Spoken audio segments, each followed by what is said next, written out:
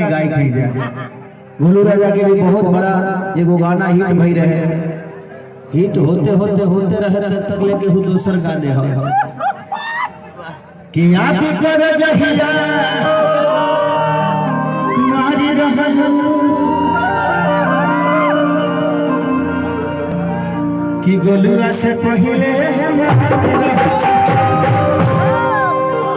गायक ही जा गोलू राजा के भी बहुत बड़ा एगो गाना हिट भई रहे। हिट होते होते होते रहे तक लेके हु दोसर गा दे हो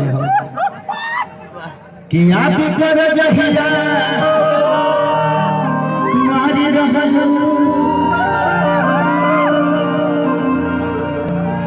कि गोलुआ से पहले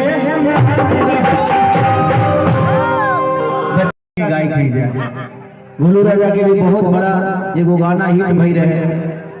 हिट होते होते होते रहे तक लेके हु दोसर गा दे हो